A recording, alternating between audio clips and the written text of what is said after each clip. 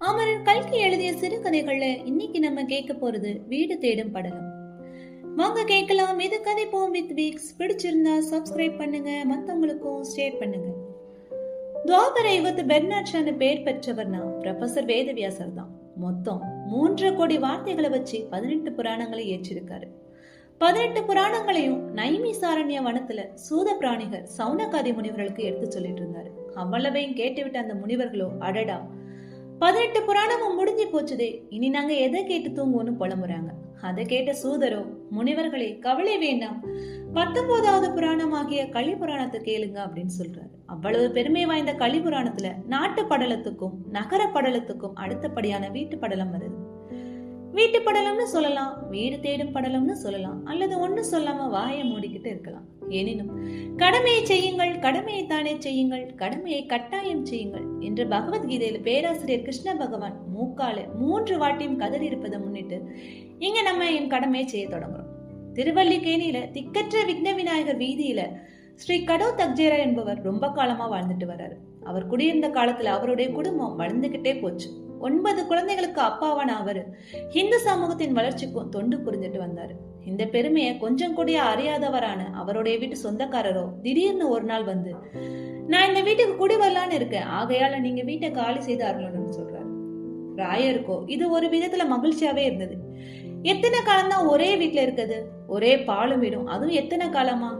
மேலும் அந்த வீட்டுல இருக்கிற சொந்தக்காரருக்கு ரொம்ப வருஷமா வாடகை கொடுக்காத மாதிரி இன்னொரு புதிய வீட்டுக்கு போய் அந்த வீட்டுக்காரருக்கும் நாமம் போட்டு வந்தா நல்லா தானே இருக்கும். அதனாலேயாவது ஒரு புது வீடை தேடி கண்டுபிடிக்கணும்னு ராயர் தீர்மானிக்காரு. அப்பதான் தான் மறைஞ்சு போன பழைய காலத்து நினைவுகளை நினைச்சு நிம்மதி பெருமூச்சு விடுறாரு. அந்த மனுஷன் சென்னை பட்டணத்துக்கு வந்து 30 ஆண்டுகளுக்கு முன்னாடி வாழ்க்கை தொடங்கிய போது சென்னை நகர்ல எங்கு பார்த்தாலும் டூலெட் போர்டு தான் தொங்கிட்டு இருந்துச்சு. மலையாளத்து நம்பூதிரி ஒரு தடவை சென்னை பட்டணத்துக்கு வந்து பார்த்து விட்டு ஊருக்கு திரும்பி செல்லும் போது இவர்கிட்ட என்ன சொன்னார்னா, மதராஸ்ல உள்ள பணக்காரர்களே டூலெட் துறை தான் பெரிய பணக்காரரா இருப்பான். இந்த தெருவை பார்த்தாலும் 10-8க்கு ஒரு வீடு குறையாம டூலெட் போர்டு தொங்குதுன்னு நம்பூதிரி சொல்றத அப்போ ஞாபகப்படுத்தி பார்த்தாரு. அப்படிப்பட்ட வளமையான காலம் இனி என்ன வரவா போகுது? இன்னைக்கு சென்னை நகரம் முழுதும் தேடி அலைஞ்சாலும் டூலெட் படகை ஒன்று கூட பார்க்க முடியாது. யாரோ சொன்ன யோசனையை கேட்டுட்டு ராயர் வீட்டு கட்டுப்பாட்டு அதிகாரி காரியாலயத்துக்கு தேடி செல்றாரு. வீடு காலிகளுக்கெல்லாம் அந்த அதிகாரியிடம் தான் ஜாபிதா இருக்கும். அவரை கேட்டா ஒருவேளை ஏதான ஒரு வீடு அமர்த்தி கொடுப்பாருன்னு அவரை பார்க்க போறாரு. அவரை பார்க்க தன்னுடைய காரியாலயத்துக்கு, அதாவது அந்த அதிகாரியோட காரியாலயத்துக்கு செல்றாரு. மேற்படி காரியாலயம் சென்று சேர்றாரு ராயர். எதிர ஒரு மனிதர் மேஜ நாற்காலி போட்டுக்கிட்டு தாஸ்தாவேஜி கட்டுகளை வச்சுட்டு உட்கார்ந்துருக்காரு. அவர்கிட்ட போயிட்டு, சார் நீங்க தான் வீட்டு கட்டுப்பாட்டு அதிகாரியோன்னு கேட்க, ஆமா நான் தான் சொல்லுங்கன்னு சொல்றாரு. அதை கேட்ட உடனே ராயருக்கு ஒரு ஞாபகம் வருது. தஞ்சாவூர் ஜில்லா மிராசுதாரருடைய மனைவிக்கு உடம்பு சரியில்லாம போக அதை கேட்ட ஒரு பண்ணையக்காரனும், எஜமா நம்ம சம்சாரத்துக்கு உடம்பு நல்லா இருக்கான்னு கேட்டாராம். அந்த மாதிரி தான் இவர் சொல்ற பதிலும் இருக்குன்னு நினைச்சு பாக்குறாரு. சரி, தான் சந்தேகத்துல மனசுலயே வச்சுக்கிட்டு தான் வந்த காரியத்தை அந்த காரியாஸ்திரியோட போய் சொல்றாரு. சார் எனக்கு ஒரு வீடு வேணும், அது உங்ககிட்ட கேட்டா கிடைக்கும்னு சொன்னாங்கன்னு கேட்காரு. அதுக்கு அந்த ஆபீசர் கேட்கிறாரு, நீங்க என்ன கெசடட் ஆபீசரா அப்படின்னு கேட்டதற்கு ராயர் பதில் சொல்றாரு, நான் கெசடட் ஆபீசர் இல்ல, ஆனா நீங்களா பார்த்து கெசடட் ஆபீசர் உத்தியோகம் போட்டு கொடுத்தாலும் சரிதான், இல்ல வேற ஏதாவது உத்தியோகம் கொடுத்தாலும் சரிதான், எதுனாலும் நான் பெற்றுக்கொள்கிறேன் அப்படின்னு சொல்றாரு. உடனே, நான் ஒரு பெரிய குடும்பி சார், 9 குழந்தைகளுக்கு அப்பா, 9 தான், இதுக்கு மேல இல்லைன்னு சொல்ல முடியாது அப்படின்னு சொல்லவும் அந்த அதிகாரியோ, விளையாடாதீங்க உண்மையை சொல்லுங்கன்னு சொல்றாரு. உடனே ராயர் பதில் சொல்றாரு, சார் நான் விளையாட்டுக்கு பூரண விரோதி சார், விளையாட்டு ஒழிகன்னு யாராவது ஒரு இயக்கம் ஆரம்பிச்சா அதுல முதல்ல நான் தான் போய் சேர்வேன் அப்படின்னு சொன்னதும் அந்த அதிகாரி கேட்கிறாரு, நீர் கெசடட் ஆபீசர் இல்ல, ஆகையால உமக்கு வீடு பார்த்துலாம் கொடுக்க முடியாது அப்படின்னு சொல்றாரு. அதை கேட்ட ராயரோ, அப்படிலாம் சொல்லாதீங்க, நான் கெசடட் ஆபீசருக்கும் மேல அப்படின்னு சொல்லவும் இதை கேட்ட அந்த அதிகாரி கொஞ்சம் பயமா வந்து, அப்போ நீங்க இதுல உட்காந்துட்டு பேசுங்க சார் அப்படின்னு தன்னுடைய நாற்காலியை எடுத்து கொடுக்கிறாரு. கெசடட் ஆபீசருக்கும் மேலனா நீங்க என்ன ஒருவேளை ஐசிஎஸ் உத்தியோகஸ்தரோ அல்லது ரெவென்யூ போர்டு மெம்பரா அப்படின்னு கேக்குறாரு. இல்ல அதுக்கும் மேலன்னு ராயர் பதில் சொல்றாரு. ஒருவேளை நீங்க ஹைகோர்ட் ஜட்ஜோ இல்ல அதுக்கும் மேல அப்படின்னு அவர் சொல்றாரு. ஆண்டவனே, அப்படியானால் தங்கள் சட்டசபை அங்கத்தினரோன்னு கேட்க, இன்னும் கொஞ்சம் மேல போங்க பாக்கலான்னு ராயர் பதில் சொல்ல, எம்எல்சியோ அப்படின்னு கேக்குறாரு. இல்ல இன்னும் மேல அப்படின்னு ராயர் சொல்லவும், எம்எல்சியின் மாமனாரோ அல்லது மைத்தினரோ அல்லது சட்டகரோ, கிடையாது கிடையாது, இன்னும் கொஞ்சம் மேல போங்க சார்னு ராயர் சொல்லணும். மன்னிக்கணும் சார். நீங்க ஒருவேளை சர்வ வல்லமை உள்ள மாகாண காங்கிரஸ் கமிட்டி அங்கத்தினரோன்னு கேட்க, அதுவும் இல்ல. இன்னும் நீங்க யார்தான் அப்படின்னு அதிகாரி கேட்கிறாரு. உம்முடைய சட்டசபை அங்கத்தினருக்கும் அந்த மந்திரிகளையும் உண்டாக்கியவனே நான் தான். உம்முடைய ஐசிஎஸ் காரர்களுக்கும் மாதந்தோறும் சம்பளம் படி அளக்கிறவன் உமக்கும் கூட தான். அது யாரையா நேர்? இந்த தேசத்து ராஜா தான் சார். சர்தார் படேல் அவர்களால் கூட அசைக்க முடியாத ராஜா. நாம் எல்லோரும் இந்நாட்டு மன்னர் என்று பாரதி சொன்னாரே, அந்த மன்னர்ல ஒரு மன்னன் சார். இந்திய தேசத்துக்கு சுதந்திர பிரஜை. இதை கேட்ட அந்த மனிதர் கடகடவென்று சிரித்தார். என்ன ஆசையத்தை கண்டு சிரித்தாரோ தெரியவில்லை. ஓ, பாரதியாரோட பாட்டை கொண்டு நம்பி வந்தீரோ? நல்லதுதான். உமக்கு வீடு கிடைச்ச மாதிரி தான். கிடைக்கவும் செய்யாது. சும்மா வேண்டுமானாலும் தங்க இடம் கீழ்பாக்கத்துக்கும் பெரம்பூருக்கும் நடுவுல ஒரு ஜாகை இருக்குது. லுனாட்டிக் அசைசம் என்று பெயர். அப்படியானா அந்த ஜாகைக்கு தான் சீட்டு கொடுங்களேன் அப்படின்னு ராயர் கேட்கிறார். நான் அந்த ஆபீஸின் தலைமை அதிகாரி இல்ல, அதிகாரியின் சொந்த அந்தரங்க குமாஸ்தா தான். ஆகையால உத்தரவு அவர் கையெழுத்து இல்லாம நான் போட்டு கொடுக்க முடியாது. ஆபீசர் வர ஒரு வாரம் லீவ்ல இருக்காரு. அடுத்த வாரம் வந்து அவர்கிட்ட நேர்ல விண்ணப்பம் போடும் அப்படின்னு சொல்றாரு. ரொம்ப ஏமாற்றத்தோட ராயர் அங்கிருந்து கிளம்புறாரு. இன்னும் கொஞ்சம் சிநேகத்திற்கிட்ட போய் விசாரிக்கவும் செய்கிறாரு. எங்கேயாவது வீடு காலி இருக்கான்னு தெரிஞ்சுக்கிட்டும் வர்றாரு. அப்படி இருந்தா அவங்க கிட்ட போய் வீடு இன்னாருக்கு கொடுக்க சம்பந்தம்னு எழுதி வாங்கிட்டும் வர்றாரு. வீடு கண்ட்ரோல் ஆபீசர்கிட்ட போனா அந்த வீடு சல்லீஸா கிடைச்சிரும்னு சொல்லிட்டு எங்கெல்லாமோ வீடு தேடி பாக்குறாரு. பல இடத்துல வீடு தேடி பார்த்த உடனே எங்கேயும் கிடைக்கல.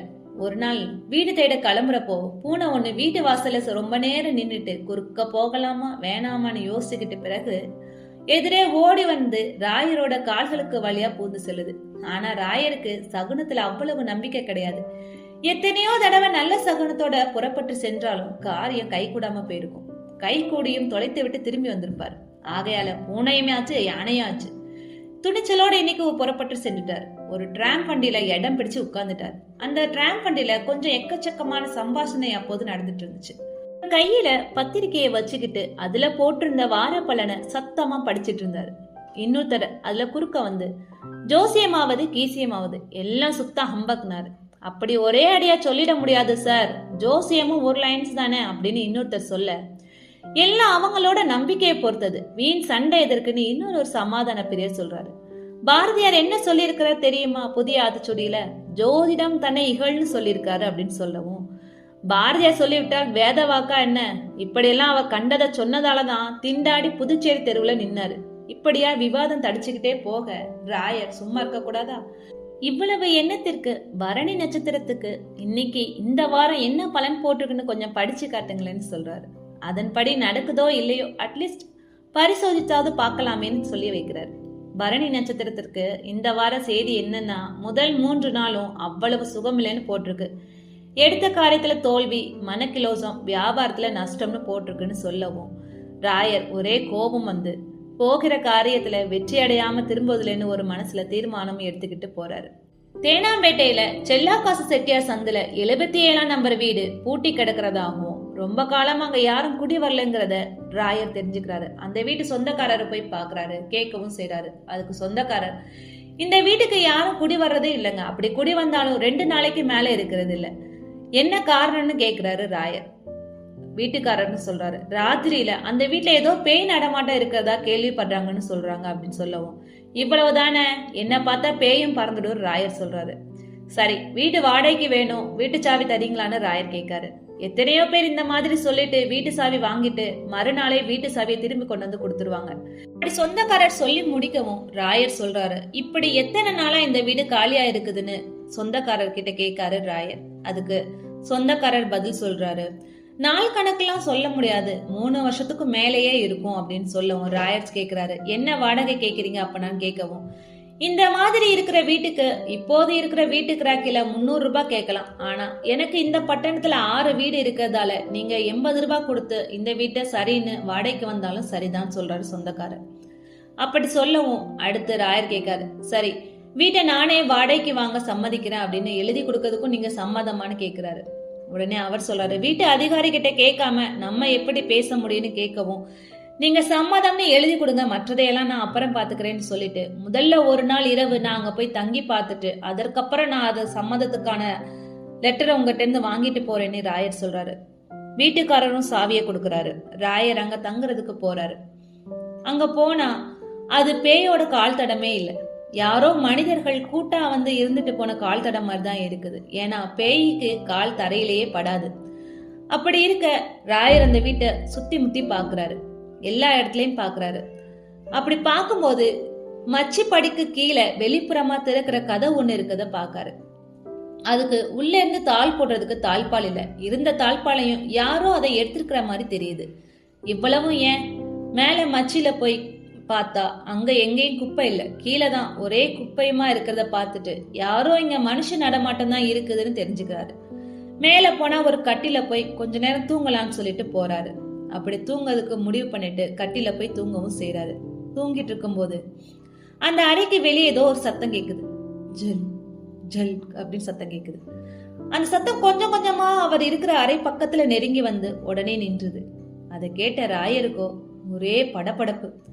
அவருடைய மார்பும் கூட கொஞ்சம் பட் பட் பட் பட்னு அடிக்க ஆரம்பிச்சிட்டு. ஏன்னா அவ்வளவு தூரமா கேட்ட சத்தம் தான் அறைக்கு பக்கத்துல வந்த உடனே நின்னதை பார்த்து அவருக்கு ஒரே பயம். அது மட்டும் இல்லாம சத்தமும் கேட்கல. கொஞ்சம் வெளியே வந்து பாக்குறாரு ராயர். யார் அதுன்னு கேக்குறாரு ராயர். நீ யார் அப்படின்னு கம்மலான குரல்ல கேக்குது அந்த பேய். நான் இந்த வீட்டை வாடகைக்கு வாங்கிட்டு வந்து குடிவர போறவன் சொல்றாரு ராயர். அதுக்கு அந்த பேய், உனக்கு முன்னாலே நான் குடி வந்துட்டேன், உனக்கு இங்க இடம் இல்லைன்னு சொல்லவும். அதுக்கு ராயர் பதில் சொல்றாரு, வீட்டு அதிகாரிகிட்ட நீ எப்படி அனுமதி வாங்கிக்கிட்டேன்னு கேக்குறாரு. இல்ல, அப்படியானா 2 பேரும் போய் சேர்ந்து விண்ணப்பம் போடும், யாருக்கு கிடைக்குதோ அவங்க இருக்கலாம்னு ராயர் பதில் சொல்றாரு. அதுக்கு அந்த பேயோ, அதெல்லாம் முடியாது, உடனே ஓடி போயிடு அப்படின்னு மறுபடியும் ஜல் ஜல் சத்தம் கேக்குது. நீ யார் என்ன போக சொல்வதற்குன்னு, கதவை திறந்து பார் தெரிந்து கொள்வாயின்னு. கதவை திறக்காவிட்டால் கதவை உடைத்து கொண்டு உள்ளே வந்து உன்னை விழுங்கி விடுவேன்னு சொல்லுது. உடனே ராயர், ஓஹோ அப்படியா, யார் யார விழுங்குறான்னு பார்க்கலாமா அப்படின்னு சொல்லிக்கிட்டு ராயர் லைட்டை போடுறாரு. கதவை திறந்து பார்த்தா அவர் எதிர்பார்த்தது போலவே அங்க ஒரு பேய். ராயர் மியூசியத்தில் மனிதனுடைய எலும்பு கூட வச்சிருக்கிற மாதிரியே நினைக்கிறாரு. அந்த மாதிரி தான் அந்த பேயும் இருந்துச்சு. ஆனா பேசுது, கையையும் காலையும் ஆட்டுது. அப்படி ஆட்டும் போது அந்த எலும்பு கூட்டுல இருந்துதான் ஜல் ஜல்னு சத்தம் வருது. போய்விடு போய்விடு அப்படின்னு அந்த பேய் காலை தரையில உதைச்சி அலறுது. ராயரோ தான் நெஞ்சில ஒரு கைய வச்சுக்கிட்டு, இதோ பாரு, உன்னுடைய மெட்டலுக்கெல்லாம் நான் பயப்பட மாட்டேன். இந்த வீடும் பெருசு, தாராளமா இடமும் இருக்குது, என் குடும்பமும் பெருசுதான். நீ வந்து இங்க தங்குறதுக்கு எனக்கு எந்த ஆட்சேபனையும் நிபந்தனையும் இல்லை. ஆகையால நம்ம இருவரும் சேர்ந்தே இருக்கலாம்னு சொல்றாரு. நீ இப்படி ஜல்க் ஜல்க்னு சத்தமிட்டு நடமாடக்கூடாது அப்படின்னு சொல்றாரு. அந்த ஜல்க் ஜல்க் சத்தம் ஏன் வருதுன்னு தெரியுமா? உன்னுடைய எலும்பு கூட்டுகள்ல இப்போ சதையே இல்லை, அதனாலதான் இப்படி சத்தம் கேக்குது. கொஞ்சம் மோபில் ஆயில் வாங்கி தரேன், போட்டுட்டு நடமாடினா சத்தமே கேட்காது ராயர் சொல்றாரு. உடனே பேயோ, அதெல்லாம் முடியாது, என்ன போட்டுக்க சொல்றதுக்கு நீ யார் அப்படின்னு கேக்குது. இத பாரு, இந்த மாதிரி ஜல்கு ஜல்குன்னு சத்தம் போட்டுட்டு வந்தேன்னா யாருமே பயப்பட மாட்டாங்க. என் குழந்தைங்க கூட பயப்பட மாட்டாங்க, ரொம்ப பொல்லாதவங்க. உன்னை பார்த்துட்டாங்கன்னா ஏதோ மியூசியத்துல இருந்து தப்பி வந்துட்டதா எண்ணி உன்னை எலும்பா கலத்தி விட்டுருவாங்க. இதை கேட்ட உடனே அந்த பேய் ஓன்னு சத்தம் போட்டுட்டே மச்சுப்படியின் பக்கத்துல போய் நின்று திரும்பி பார்த்து, இரு என் அண்ணனை வர சொல்றேன் அப்படின்னு சொல்லிட்டு ஓடுது. ராயரோ தான் நின்ன இடத்துல நின்னுட்டாரு. மத்த 2 பேய்களோட வருது அந்த பேய். அந்த 2 பேயும் தலைக்கு மேல ஒரு பழம் பெட்டியை தூக்கி கொண்டு வருது. இதுவும் எலும்பு கூட்டு பேய் தான். ஆனா காவி துணியால ஆன ஒரு நீண்ட அங்கிய கழுத்துல இருந்து கால் வரைக்கும் போட்டுட்டு இருக்கு அந்த பேய். ராயன் அருகில வந்ததும், போடட்டுமா போடட்டுமா அப்படின்னு சொல்லுது. ராயரோ, பேய நீ சினிமா என்னமா பாப்பியா என்ன அப்படின்னு கேக்குறது. உனக்கு எப்படி தெரிந்தது அப்படின்னு பேய் கேக்குது.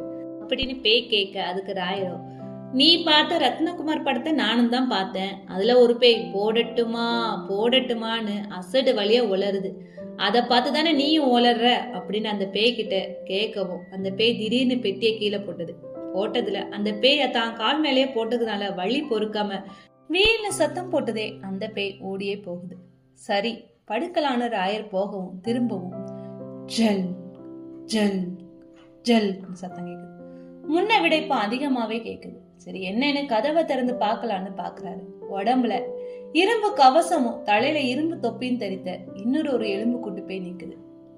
அது தான் போட்டிருந்த கவசத்தாலதான் சத்தம் வருது அப்படின்னு ராயர் தெரிஞ்சுக்கிறாரு. பழி பழி அப்படின்னு கத்துது. இதோ பாரு, வீண் கூச்சல் போடாத. நீ ஹாம்லெட் நாடகத்துல வர தகப்பம் பேய் தானே? ஆமாம், பழி பழி. நீ கையினால் ஆகாத உபயோகமற்ற பேய் என்பது எல்லாருக்குமே தெரியும். அதனால தானே உனக்கு துரோகம் செஞ்ச மனைவியின் சகோதரனையும் உன்னால பழி வாங்க முடியல. உன் மகனை ஏவி விட்டு அவன் வாழ்க்கையும் கெடுத்துட்ட. சீ, முட்டாள் பேய், கோலை பேயே, போ. நீ கெட்ட கேட்டுக்கு கவசம் வேற ஒரு கேடா. இங்கேயே நின்னு பிடிச்சு மியூசியத்துக்கு அனுப்பிடுவேன். ஹாம்லெட்டின் தகப்பம் பேய் அங்கேருந்து ஒரே ஓட்டமா ஓடுது. சரின்னு படுக்கலான திரும்பவும் ராயர் போகவும் திரும்பவும் சத்தம் கேக்குது. இன்னொரு பேய் வருது. நீ யாருன்னு கேக்குறாரு ராயர். அதுக்கு பேய் சொல்லுது, நான் ஜோசிய பேய். எதற்காக வந்தேன்னு ராயர் கேட்கவும், நீ என்ன பத்தி இன்னைக்கு காலையில டிராம்பட்டில அவதூறு பேசினல்ல, அது உண்மைன்னு நிரூபிக்கவே வந்தேன். உன்னுடைய காரியம் பழிக்காம போகணுங்கிறதுக்காகத்தான் வந்தேன் அப்படின்னு சொல்றாரு. அதுக்கு ராயரும், அட பாவமே, இதுக்காகவா உயிரை விட்ட? உன்னுடைய விதி இதுன்னு உன் ஜோசியத்துல முன்னாடியே தெரிஞ்சுதா அப்படின்னு சொல்றாரு. தெரியாமல் என்ன, பேஷா தெரிந்தது. இச்சமயத்துல ஜெயபேரிக கெட்டாடா.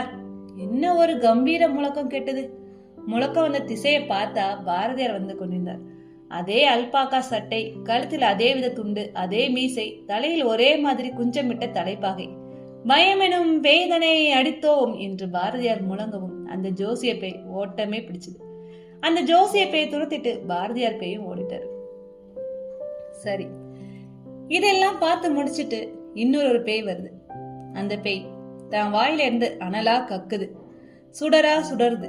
இத பார்த்துட்டு ஆய சொல்றாரு, இது மனோகரன் நாடகத்து பேய். சரி, ஏ பேயே, நானே மனோகரன் நாடகத்துல பேயா நடிச்சிருக்கேன்.